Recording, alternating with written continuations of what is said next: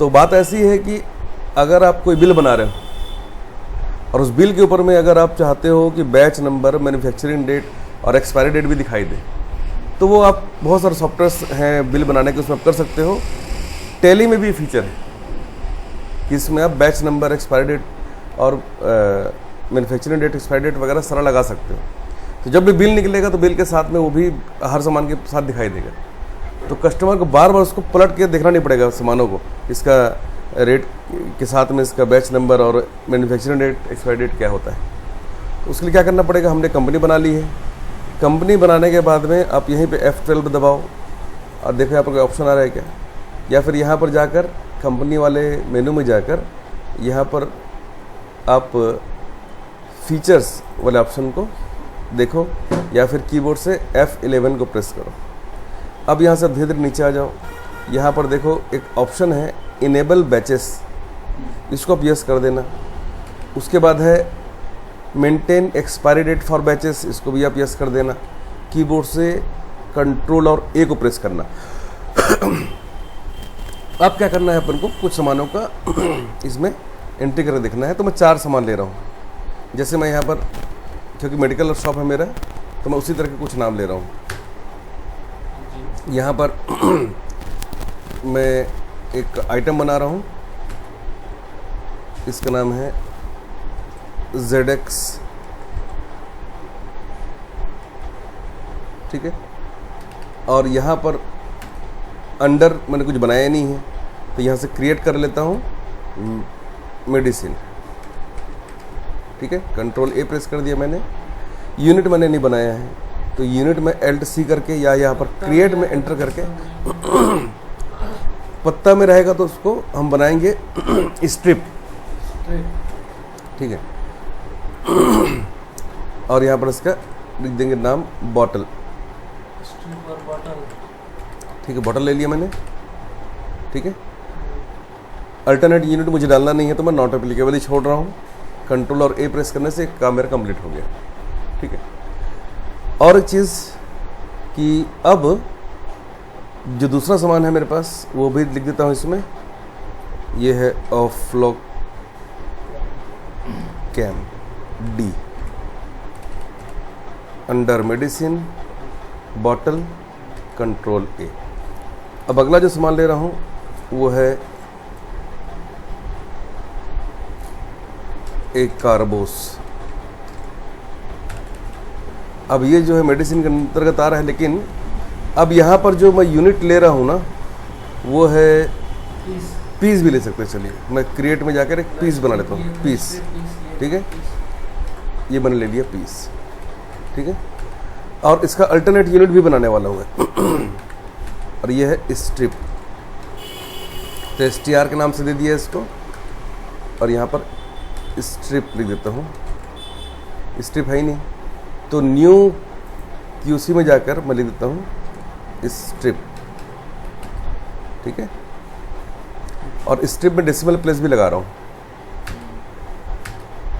अब यहाँ पर एक स्ट्रिप बराबर 10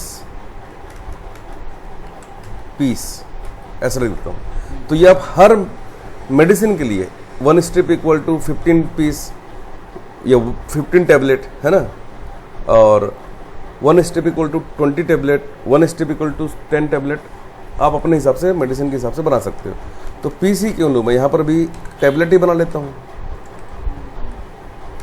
लो, ठीक है।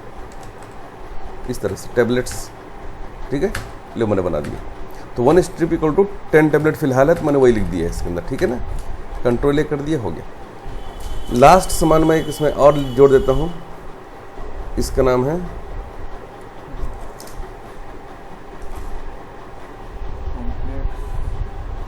ठीक है, बी कॉम्प नाम है इसका, ठीक। ये भी मेडिसिन है और ये है टैब, और ये भी स्ट्रिप में आ रहा है। 1 स्ट्रिप इक्वल टू 20 टैबलेट है, तो मैंने यहाँ पर लिख दिया है, ठीक है। ये हो गया कंप्लीट। कंप्लीट होने के बाद फिर मैं इसको क्या कर रहा हूँ, यहाँ से स्किप करके बाहर निकल जाता हूँ यहाँ से। और अब मैं सीधा आ रहा हूँ वाउचर में। वाउचर्स में आने के बाद में मैं परचेस का बिल बनाने वाला हूँ या सेल का, जिसका भी बनाना चाहे बना लीजिए आप। तो मैं F9 को प्रेस किया हूँ परचेस के लिए। अब यहाँ पर लिखा है मैंने कैश, ठीक है। अब यहाँ पर परचेस का लेज़र मैं बनाना भूल गया था, तो यहाँ पर क्रिएट में जाकर मैं परचेस का भी एक लेज़र बना लेता हूँ।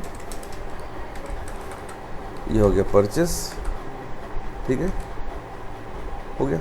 अब नेम ऑफ आइटम है एकार्बोस, मैं ले रहा हूँ यहाँ पर 100 टैबलेट, मतलब 10 स्ट्रिप, और इसका रेट है 100, ठीक है। तो पर टैबलेट का रेट है यहाँ पर 2 रुपये। तो 100 टैबलेट मतलब 10 स्ट्रिप का हो गया 200 रुपये, है ना, इस तरीके से। अब यहाँ पर एक बात ये कि यहाँ पर मुझसे वो मैन्युफैक्चरिंग डेट और एक्सपायरी डेट तो पूछा ही नहीं। तो जहाँ पर एकार्बोस मैंने आइटम नेम लिखा है, वहाँ पर कंट्रोल के साथ मैं एंटर कर रहा हूँ और देखते कहाँ पर गलती हो गई। तो यहाँ नीचे में देखो, हाँ, तो यहाँ पर नीचे में देखिए, यहाँ पर ये जो मेंटेन इन बैचेस वाले ऑप्शन को मैंने कुछ करा ही नहीं था, ये नो का नो ही रह गया था। तो उसको यस कर लेते हैं हम लोग यहाँ पर, और मैन्युफैक्चरिंग डेट भी यस कर रहे हैं और एक्सपायरी डेट भी यस कर लेते हैं। अब ये पूछेगा कि इसका इसका एकार्बोस का वो क्या है, बैच नंबर क्या है। तो मैंने यहाँ पर बैच नंबर डाल दिया है, ये लीजिए। और यहाँ पर क्वांटिटी मुझे लिखनी है, तो क्वांटिटी मैंने यहाँ पर लिख दिया 200 टैबलेट्स, मतलब 20 स्ट्रिप्स। और इसका रेट मैं यहाँ पर लिख देता हूँ, इसका रेट है 2 रुपये 50 पैसा। तो इसका आ गया रेट भी यहाँ पर। अब इसकी मैन्युफैक्चरिंग डेट जो यहाँ पर मैं देख पा रहा हूँ वो लिखा हुआ है यहाँ पर 1/1/2024, और एक्सपायरी डेट लिखी है यहाँ पर 31/12/2025। लीजिए, हो गया, ये मैंने लिख दिया है। अब सेकंड आइटम जो मुझे लेना है, सेकंड मेडिसिन जो लेना है, सर मैम वो डेट सेम डालनी है, वैसा आ जाता है ऑप्शन डायरेक्ट। अब यहाँ पर मैंने लिया है बी कॉम्प, इस तरीके से। अब बी कॉम्प में भी देखो, यहाँ पर कुछ पूछा नहीं मुझसे, तो मैं यहाँ पर भी कंट्रोल एंटर करके यहाँ पर जो मैं एक ऑप्शन था मेंटेन इन बैचेस को यस कर देता हूँ। मैन्युफैक्चरिंग और एक्सपायरी डेट वाले ऑप्शंस को भी यस कर देता हूँ। उसका जिसको मैंने एक्सेप्ट कर लिया है, तो अब ये मुझसे नंबर पूछ रहा है इसका, तो नंबर यहाँ पर लिख देता हूँ मैं। लीजिए, ये इसका बैच नंबर डाल दिया मैंने। क्वांटिटी मैं यहाँ पर ले रहा हूँ 1000 टैबलेट, मतलब 50 स्ट्रिप, और रेट है इसका एक सिंगल टैबलेट का 5 रुपये। मैन्युफैक्चरिंग डेट इसमें लिखा हुआ है नवंबर, तो 1 नवंबर 2023, और एक्सपायरी डेट लिखा हुआ है 1 अप्रैल 2025। ये मैंने सेकंड भी लिख दिया। अब जो थर्ड आइटम है हमारा वो है ये वाला ऑफ्लोकेम डी। कंट्रोल के साथ एंटर करेंगे। ये मुझे नहीं करना होता, अगर मैं आइटम बनाते समय इस वाले ऑप्शन को यस कर लिया होता मेंटेनेंस बैचेस वाले को, तो मुझे यहाँ पर बार बार कंट्रोल एंटर करने की आवश्यकता नहीं पड़ती। पर क्योंकि वहाँ पर भूल गए हैं, तो यहाँ पर फैसिलिटी की आप इसको कर सकते हो। तो ODD ऐसा लिखा हुआ है इसमें, ODD, उसके बाद फिर इसका नंबर लिखा हुआ है, बैच नंबर, और इसका मैन्युफैक्चरिंग डेट, इसी क्वांटिटी इसमें 120 बॉटल लेना है, और इसका रेट यहाँ पर लिखा हुआ है 53, और इसका जो मैन्युफैक्चरिंग डेट है वो लिखा हुआ है 5 मई 2024। ये नहीं ले रहा है, देखो क्यों नहीं ले रहा भाई। उसका रीज़न ये है कि आपकी कंपनी बनी कब है, 1 अप्रैल 2024 को। आप मैन्युफैक्चरिंग डेट डाल रहे हो फ्यूचर का, तो कैसे लेगा ये। तो जिस डेट में आप एंट्री कर रहे हो, ध्यान रखना कि आपका जो आइटम है, जो प्रोडक्ट है, उसका मैन्युफैक्चरिंग डेट उसके पहले का होना चाहिए, उसके बाद का नहीं होना चाहिए, ठीक है। अब इसकी एक्सपायरी डेट ये लिखा हुआ है 4/4/2025। ये तो कितना भी ले सकते हैं। हाँ, ये मैंने डाल दिया। अब जो लास्ट आइटम है मेरे पास, उसके भी एंट्री कर देता हूँ, और वो है ZX। कंट्रोल एंटर करके इस वाले ऑप्शन को यस करना रहेगा, और इसका अब हाँ बैच नंबर लिखना है मुझे, और क्वांटिटी मैं ले रहा हूँ सिर्फ 50 और इसका रेट है 175 और अप्रैल 2024 बिल्कुल सही है। और ये है 1 मार्च 2025। ये लो सारी एंट्री मैंने कर दी। एंट्री करने के बाद इसको आप जैसे आप सेव करते थे आप सेव कर सकते हो, कंट्रोल ए करके या एक्सेप्ट करा के।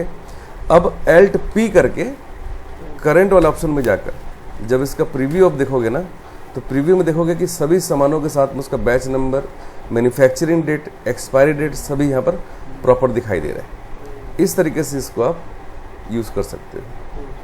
ठीक है, यही है आपका बैच नंबर, मैन्युफैक्चरिंग डेट और एक्सपायरी डेट डालने का सही तरीका। ठीक है, इसमें GST नंबर, HSN कोड सब मैं लगा सकता था, बाकी इस वाले बिल में मैंने लगाया नहीं है। ठीक है, कंट्रोल ए करके मैं इसको सेव कर देता हूँ। ठीक है।